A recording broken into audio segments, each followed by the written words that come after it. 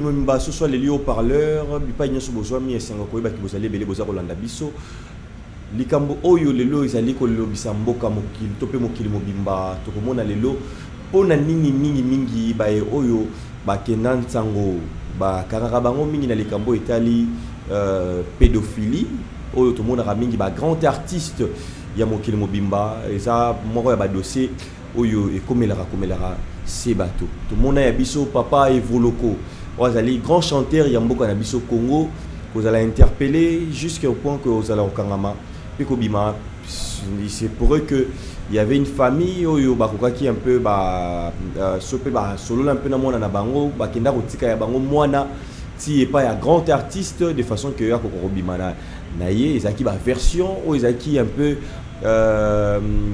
na toile ezaki un peu kolobisa bateau de l'autre côté tout le monde qui justice et mais un peu condamné mais ezali un peu moko ya ba sujet tout le monde en peu belé ba artiste peu américain mingi batombara un peu na ba dossier on a topé na ba piège wana to yebate piège to ezali volontaire ezali volontairement que ba sala rango nyonso wana et vous allez un peu sujet tout côté ramasolo ango na ba space spirituel peut-être ko peu comprendre ango to solo ango awa ba question na bozo biyano nango mbote mokili mobimba boyoka li solo ya port oyo to benga to pe libongo na lingala ya kombo ya ngobila azalaka nani histoire wana ya ba tunyo sona mystique beaucoup découvrir émission oyo ezali émission moko historique ezali émission moko pédagogique ezali émission moko dans ce cas, vous allez vous s'abonner massivement, vous aimer, vous partager, vous allez vraiment plaisir. Vous allez nandeko checkina azali awa mbote na yo. Oui, mbote mpangi journaliste Mukendi.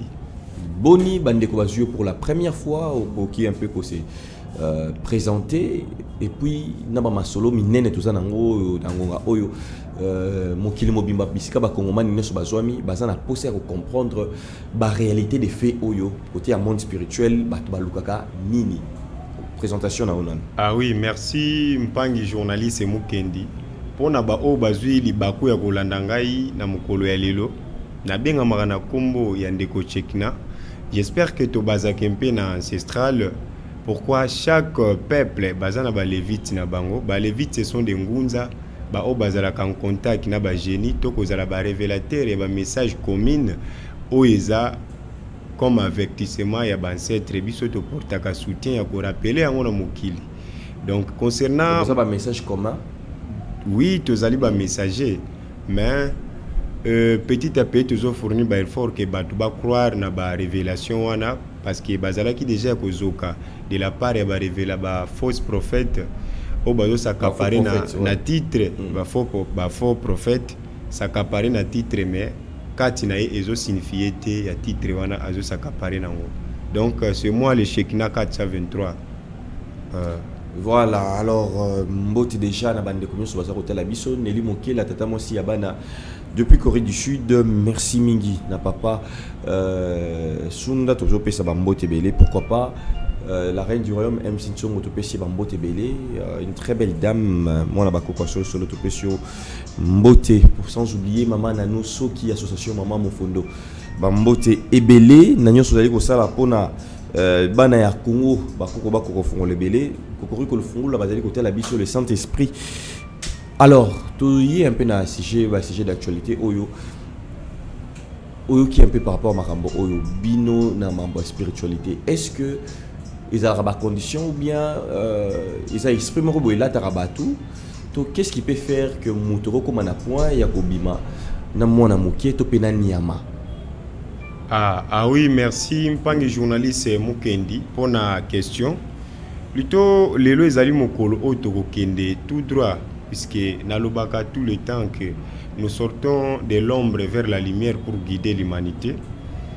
Oui, bah pratique on a déjà existé puisque balobi antique mystique est né en Égypte côté zalaki ba source ya ba makambo wana en même temps ezali ba cannibalisme ba anthropologie et tout consort. En plus na vie spirituel en tant que tozaba humain ba inconvénient wana ezalaka peler mususu volonté ya mututé puisque ba instinct inassouvi ba circulaka tant mutu ayebite ko faire guider ba panaye na mokili, voilà qui a cause à l'affecter na ba instinct inassouvi. Basali banani. Ba instinct inassouvi, ce sont des trolls, ba scories, donc ce sont des esprits errants. Do ba esprit o bazala batambola ka bazana ba siège te. Ba lukaka banzoto ya kolata pona basaila ba sentiment na bango. Puisque bango tant tozolo ba déjà instinct inassouvi, do ezali batu o bakufa na volonté na bango te, bazana kimia te, bazo lukaka banzoto ya kolata pona basala ba sentiment na bango.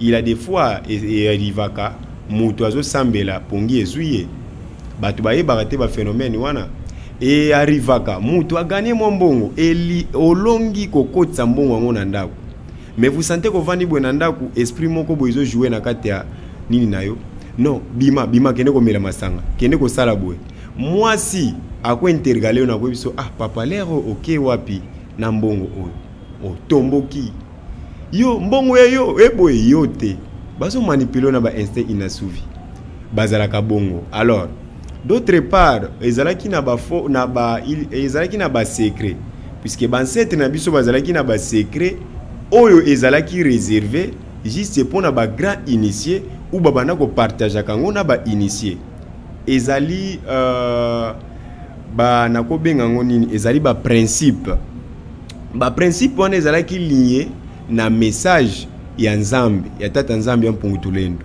na sens ya nini ezalaki na ba limite d'une manière que para oza na ba limite na yo ocha bana ke oyo ya ngai papa bino bosukaka awa. Alors lorsque dépasser ligne wana okene ko embrasser moyini satana oya format armée infernale, c'est par là okokoma diriger na ba orientation okokoma orienter na ba milimo na ye et affecter yo et puis comme ça la makambo oh il ne fallait pas au sala. Est-ce que vous comprenez papa journaliste Mukendi?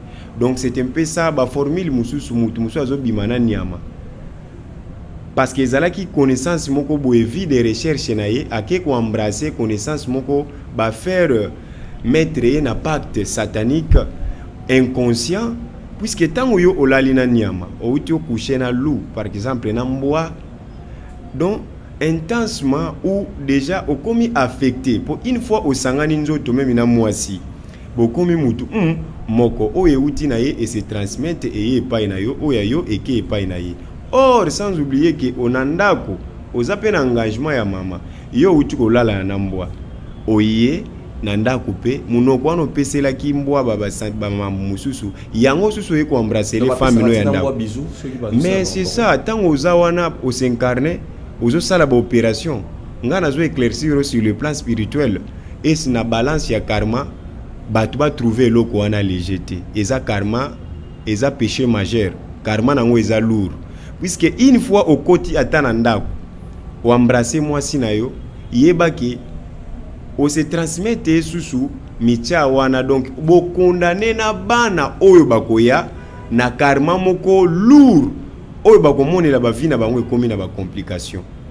Lelo il y a beaucoup de gens, ça tombe bien que bo posaka ba question oyo po balandi ba se retrouver pe ba bénéficier, mais mutu pe azala na boyebi ya valeur ya karma obiso ba initié to yebi mutu mususu tango azui akutana azokutana na ba complication eza parmi biloko ezokozaka ngo. Voilà mutu mususu azomona makambo ezotambola te, porte mususu efongwami mpona mutu mususu na tour na ye ekomi ya kokangama ezalaki makambo oyo yo oyebeli mutu na makolo te, mais mpona ko se déchaîner yo na situation wana eza chose facile te, eza karma moko eza un peu lourd. Pendant que ba seigneur du karma le 24 vieux vieillard bazalaka wana mpona ko peser oyo ezoko salema okozala un peu obligé au sala amera moko ya makasi pona o se déchaîner na kati ya ba makambo wana ko bimana mwana muke na ba fausse pratique o eza lié na ba pratique moko ya satanisme eza ozo gagner énergie na ye ozo komisa ye na conscience ya bukoko yo ozo récupérer bolenge na ye.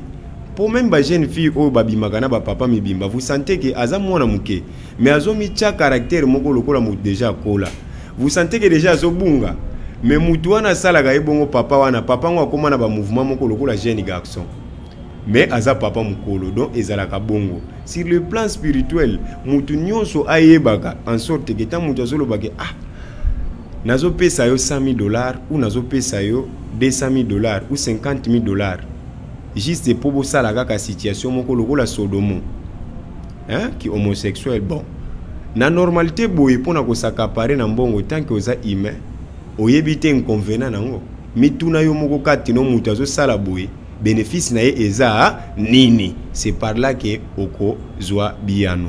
Socrate ya koloba na sinada na nini moko na tanga connais-toi toi-même. Oyebi toza na ba lecture symbolique. Balobi yango te na sens moko balobi il a des fois soko miyebi yo moko ke nazala nzoto et yo kaka nzala eluka ko sokola okoyeba pe ko traiter na ba oba kozala ozalantour na yo. Là selon moi na kokabola na balandi nyonso. Donc c'est un peu ça mutu il faut alamuka azala attentif na ba réalité ya mokili. Tout cela est yaka nango déjà mais ezalaki te à la portée de tout le monde. Na kala kutu ezalaki ke okobima na yo na ndeko na yo na sujet nini tant wana mélange ya baras esalemaki nanu te. Bancetre ba imposaki yango ke okobala pe mwana tata mwasi aboti bo garder pouvoir familial, pouvoir ancestral ya familial na bino et circuler ka entre bino puisque ba mabala mususu ya lelo je t'informe mobali azo régner na objet sacré ya famille basi et lo lenge mundele ayako baras oyo babotamaki ya blanc bayaki ko copier ba secret wana ezalaki interdit siko bango bakomi ko sala yango ba baloli yango na bu satanisme bakomi ko sala yango chambula. Donc ezalaki bongo bancetre bazalaki wana bazoba te pona ko batela ba secret wana ba non respect nyos tu wana voilà eza ba microbe o ezo sala lelo ba dégâts tozui mensonge to pesi yango espace o eza vérité to étouffer yango ba te belé bazo subir ba peine aza vers la lié na vérité absolue. Mais vous sentez que mensonge to lukuta moko ezo bundisa epe ezupe esika ke azwa victoire. Raison pour laquelle biso tellement toza lié na balance ya loi karmique tozalaka wana pona ko défendre mutu aza na raison a mériter raison tant que mokili ozo reconnaître te kaza na raison. Donc c'est un peu ça. Donc hôtel biso awa que bato basala rango okitati na niveau ya bana mike tam so mokolo les alliés juste pour na ba se rajeunir. Ah oui, ya akineli un peu charge na ye ya kimobange. Ah oui, mutango ya komo kokola net mobange ya zui ki bo jeunesse. Tout à fait ezali lo lengi wana papa journaliste mukendi. Mais est-ce que Batunyo Soka, bon là ils ont un démembrement, je ne sais pas si du côté scientifique, je pense aussi ça s'explique la façon qu'il y a Oyo Monta dégagé mais côté spirituel. Au moni côté on appelle initié, un initié mais il fait ça. Un initié à Zosala Yango dans le sens que tous a lié na secret professionnel.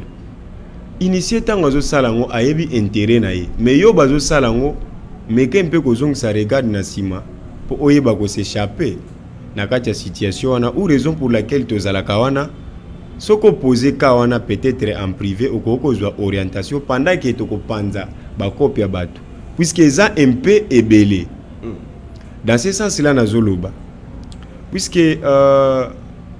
eza na ba makambo ebelé o lo lengo ucholo bela awa eza chose facile na ye na écran na décorticango.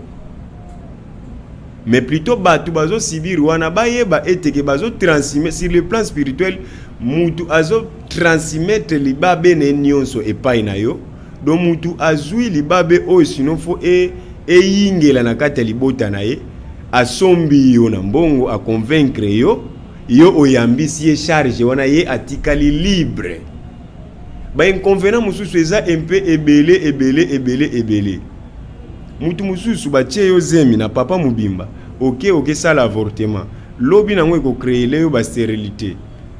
Est-ce que vous comprenez?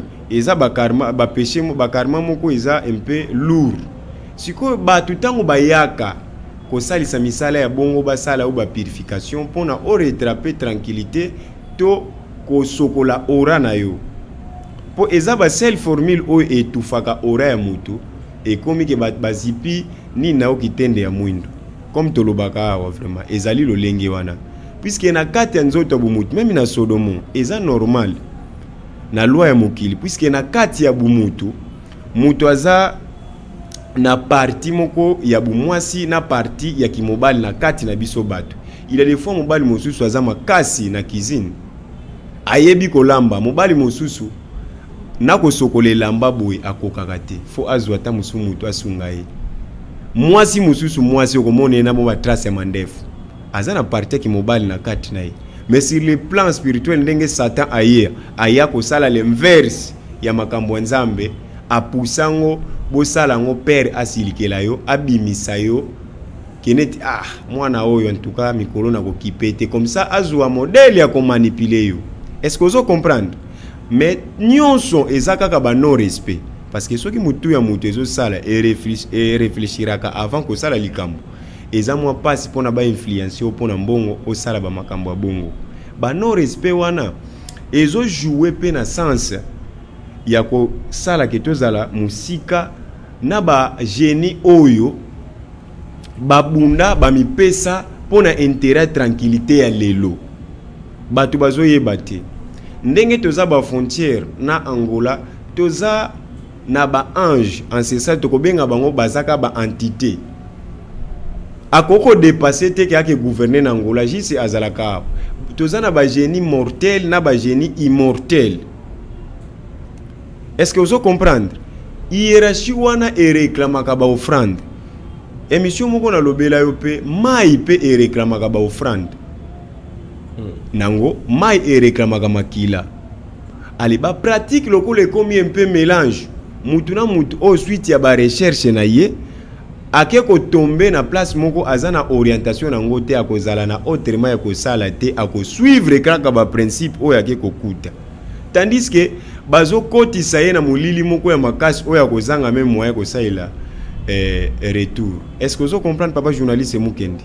Donc c'est un peu ça batu bazala kaka na kozonga mission ezali na biso ya kozongisa mutu na mutu na source na ye et puis à reconnaître ancêtre na ye pour la tranquillité. Je ne pense pas mutu azali lié na ancestral qui a ko tambola siri babiloko wana ayebi eteke eza ancestral les ont rappelé biso mwasi ya mutu ya muninga na yo okoki kotala ete 3 fois 4 fois na ker moko boya mabe mais kaka na kati ancestral yango ebombaki liboke ya ba secret wana na ba grands initiés pona bayeba ndenge ya kotikala kotambwisa bato pe bayeba kotikala ko épargner bato pe bayeba lolenge ya kobatela secret parce que Égypte le temps ba bombaka secret wana ba gouverneur ba monelaka mokili pendant 40 donc 400 et quelques de des ans ba ingela na mokili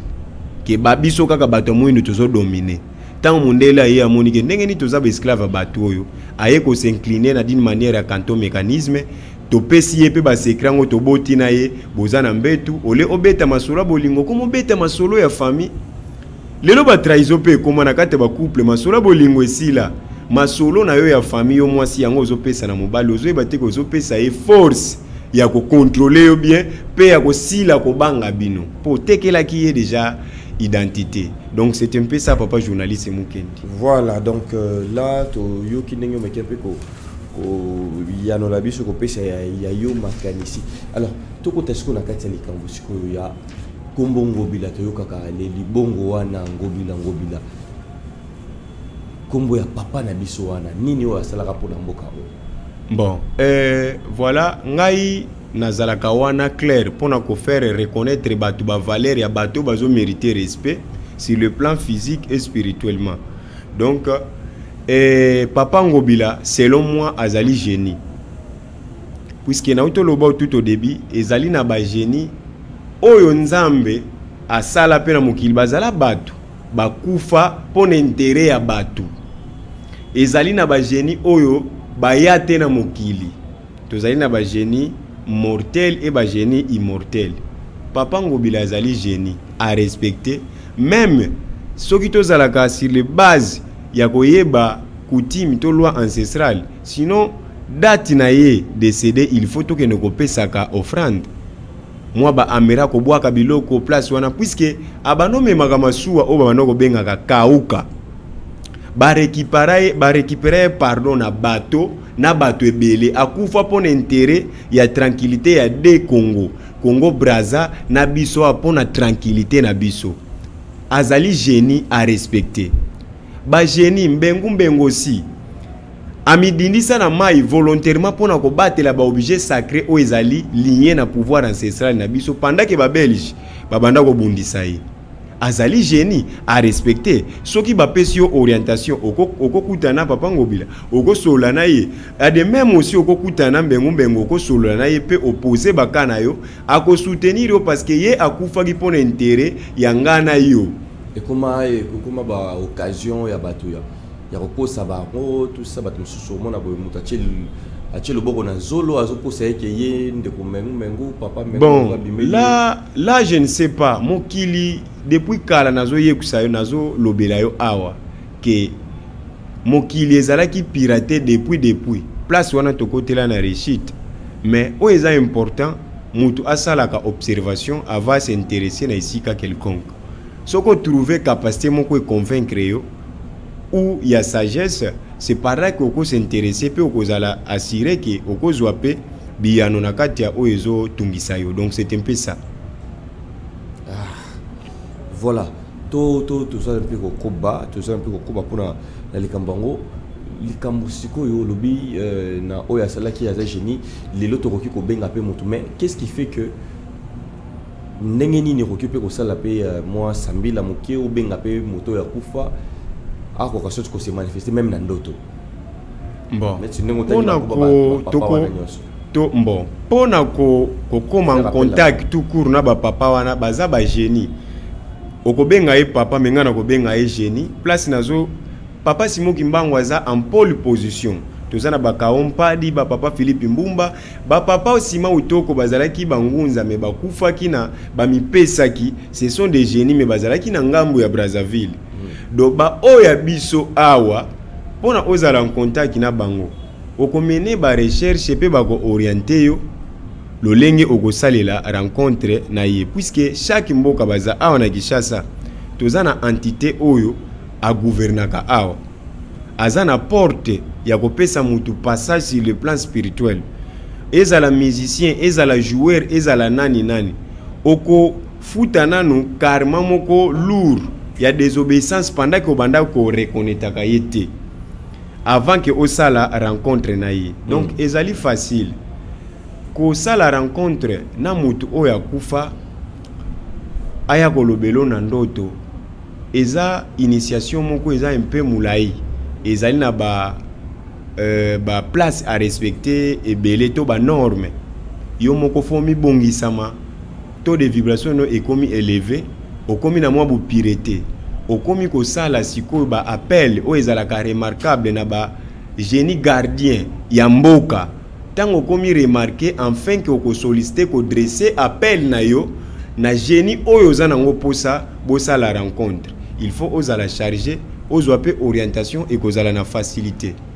Donc c'est un peu ça. Donc je sais biso énergie et belé nengolobi entre autres ko sala pe komi pime la biloko lingaka ba sacrifice wana un peu ko ya ko kaba comme ba jeune ndenge bande comme so balobaka ko sala jeune ko sala sadaka bon on a une manière où c'est au bac sa énergie ou se recharger ou comment même pas ba côté te ko sala ba jeune mais juste ko préparer autant ya préparation ya mutu ezalaka lié na ba principe il a des fois soko bano lala kambala moko lokola ngulu bu siko komita mususu ava olala telematala mbetu na distance pe sala appel na yo par exemple na est o reconnaître ba entité o baza aux alentours ya pays na biso en dehors ya pays te mena kati po tozana ba gardien mboka izana fondation batu do izana ba génie ba gardaka mboka oyo obwa kilance roquette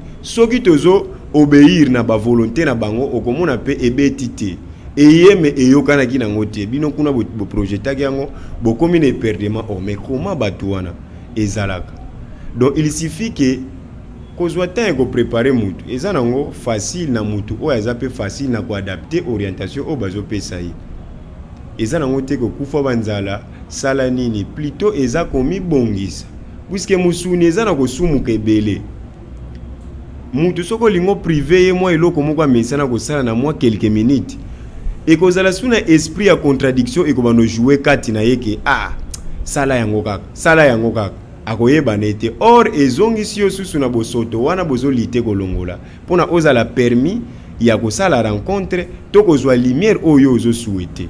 Donc c'est un peu ça papa journaliste Mukendi. Voilà, alors toujours au monde toujours c'est ko déjà malembe na peu bon enseignement na mambo toujours ko apprendre ndenge nini ya kotambola ndenge nini ya mokili oyo tozali na besoin toujours ya kozala ba spirituel tozali na besoin parfois ya ko sala quelque chose pour na bakoko na biso pour se manifester. Alors inceste si côté à côté ya et ben inceste autour ko lobalikamo awa en tant que neko on so ba pesio cousine na yo bala yo rondima. Bon, tant que makambo wana toza déjà na boyebi nango, je ne peux pas accepter.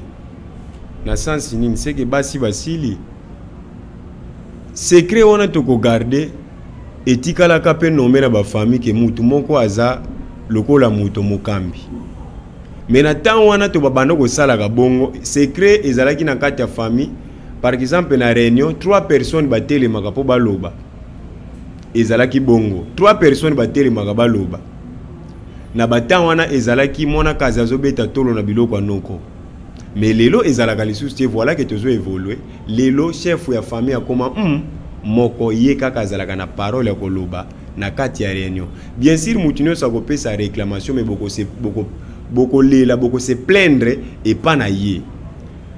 Alors na temps oyo ngaita déjà naza couronné na secret o eza familial comme pouvoir ba neve to banani bazo reconnaître que naza chef na koki jamais ko permettre ko sala eloko wana ko rendre ngani e ko rendre nga kutu bosoto o bancetre ba ko regretter nango parce que na tana bango pe ba sala ki makambo na te ezala ke mutu nyonso za no permis ezalaki ligné soko koti na ba branche wana mususu parce que bancetre na biso pe to za na de bancetre mususu babanda ko basé na kaisala ya kaisala batiki ba formula ba kake ko bwaka mbasu kaisala ya kaisala c'est-à-dire do ya kaisala bancetre na biso mususu bazalaki na ba dimension moko élevé do kanda eza esprit satanique do azo sala yo mabe mais azo yeba te ke ozana okaya ye ezana pe bancetre bango bazana na rang ya ba service ya ba jeter de sort mbasu bakake panzi mpese ezalaka ba entité oya bancetre na biso to invokaka pona ko projeter mutu sort. Voilà que bango batambola ki na bunzambe te bazalaki na cœur te ya ko penser na négativité. Mais ezalaki na bancetre na biso mususu ba o batiki connaissance oyo biso tozo porter na sens ya ko lamusa mutu ko faire comprendre mutu ki en dehors ya ba fausse pratique wana ke po ozala na mbongo ebele il faut olala liboma bakosi yo ozo gagner parfois $100,000 tango osali bongo ke osali pratique $100,000 et apparaître ezana ngo pe na formule musu ya facilité kutu wana yo ofuta kebele parce que il faut que coucher na liboma oye suna ndako na yo ozana mwasi na yo yeba eteke o condamner génération de génération. Voilà que otiki famille na ba circonstance moko boye bien te mais yo ozo gagner $100,000 une fois que osali yango ozo mona ngo normal obosa na oke devant la mort tobosa na kamituka tobosa na ka mama pango. Moi j'aime dire ceci, Dieu nous fait passer du fleuve de l'oubli pour nous changer de robe. Liwa na benga kango illusion ba robe, cela veut dire nzambe asala déjà loi na efo okufa olata nzoto mususu okufa olongwe na nzoto musuni olati nzoto ya molimo okokufa pe na nzoto wana okokoma na beta mususu parce que même ba génie ba envie ya kabiso ba instinct inasouvi na utuko tanga awa ba jalousa kabiso. Pourquoi? Il y a za esprit azana 5 sens te différents biso tozana ngo les 5 sens o tozana ngo différents biso na bango. Bien sûr que bango bazana molimo biso toza corps âme esprit bango bazaka ka esprit Est-ce que vous comprenez? Ba jalousaka biso na sens nini? Biso toza na 5 sens. Toza na l'odorat, toza na la vue, hein? La vue, le goût, les toucher, etc. Bango bazo ba opportunité wana te. Ce qu'on a qui esprit na bango bazo luka pe ba corps wana eza faible. Ba o baza affecté na makambo mabe. O esala en sorte que lumière nzambe o bango bazalaka na crainte nango elongwa epa na yo balata yo ba manipulaka yo na ba opération na bango. Yo ozoboma mutu pona intérêt okene ko gagner o gagner par exemple $50,000 $200,000. Ah, est-ce que ceux qui conscience eza ko reconnaître yo lisusu ozana nzoto? Il y a des pratiques okene ko kotsa mutu na bisika musu bazo recommander olia mutema ya mama na yo. Voilà où il y a des musiciens bazo porter bas secret. Il y a des joueurs les lots bazo regretter. Il y a des sportifs.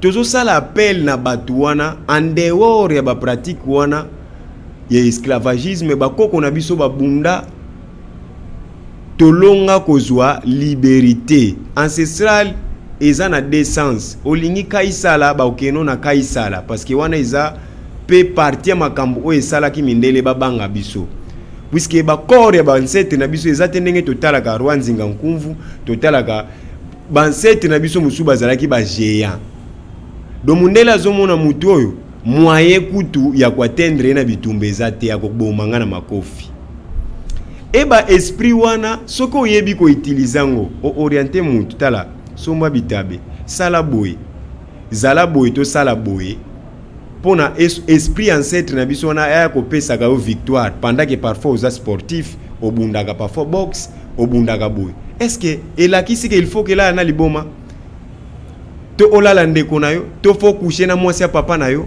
même pas na facilité ka juste des principes au ko atteindre pe au komozo ba victoire juste au kozala ka ligné na ba offrande to ba amra ko pesa ba libation donc ozo kabasa toutefois ba tu ba senga yo. Et pour ancêtre ba ko reconnaître de plus puisque baza batata na biso na molimo ba lingite to kende ko envier bunzamba bupaya o ko faire vivre biso na condamnation toujours au sala malamu mabe au sala mabe oze ba lesuste au sala ndengeni. Merci. Tranquillité ezana kati ancestral na biso. Voilà, merci pour cette capsule les acquis. Temps d'échange, tout ce qui est vraiment beaucoup plus haut. Ah oui, merci vraiment. Exprimer, c'est ça. Merci Bandeko Balandio Nabokebi. Je pense qu'on va commenter. Bon, mais côté la biso de quoi il pense. Alors mot de la fin Nayo. Et puis toka bana kuna mukolo lelo. Bon, mot de la fin et kozalate puisque comme conseil tozali nanu bancetre ba pesi biso nanu pema. Oyo to dégager o ezali message na bango. Lié pe na ko défendre bateau bazo vivre na ki inconscient. Bon message ezali boye. Bon je ne sais pas to salaka mabondeli o ezate pona biso moko privé. To disposaka temps pona ko sambela pona bato ebele. Ezala ba o su bazo vivre na bamboka libanda. Ezala baza toza lié na kati ya ba élément o ezo rassurer biso ke oko défendre ndeko na yo azana pays étranger même en Europe. Puisque 4 saisons est en Europe. Bazana été, hiver, printemps, automne. Batanyo stwana est lié na ba symbole au tozalaka nango ya les 4 archanges au baza tozana ba symbole ya ba l'eau, terre, feu, l'air. Nyonso ezalaka aligné tozo yeba ko classer mabondeli et concorder na batan au bazo passer si c'est bazana ba hiver ba ko partager na biso lumière au tozo bondela ka pona bango. J'espère que Malobananga et Souk Ezali, Moutou, soit conscience. Il n'est jamais trop tard. Et ça n'a pas si Timousoubande Kobakangami na influence y a condition que lien sans retour tous les membres initiés resteraient toujours membres. C'est archi faux. Bancêtre no bako bimiso wana et puis bako yako luko bako zoyo li susute okozano kimia. Donc c'est un peu ça. Merci. Je te comme Souk ingénieur en père. À Cordonaki kuna na prise de vue avec la grande équipe Ngelezi qui kuna na machine tout pesibino batondo mingi batondo na répondre à l'invitation à biso bo s'abonner massivement beaucoup tuer toujours au tala biso na kati ya haut-parleur ba commentaire na bino ba point de vue na bino et aux ala bienvenue nakati na biso entre temps biso wa soso leli tout ali c'est ko bimisela bino ba sujet de fond to pe ba sujet ba question na bino botunara poteto tia yango to tanda yango na mesa bino boko ko biano ndenge nini to koki ko redorer lisusu image ya mboka na biso ba culture na biso tradition na biso pe spiritualité na biso ndenge nini to koki ko sala ngona ndenge ya malamu ndenge mission na biso ngana bino to sileni to koteno prochain numéro. Bye bye. Debout, Congolais, béni.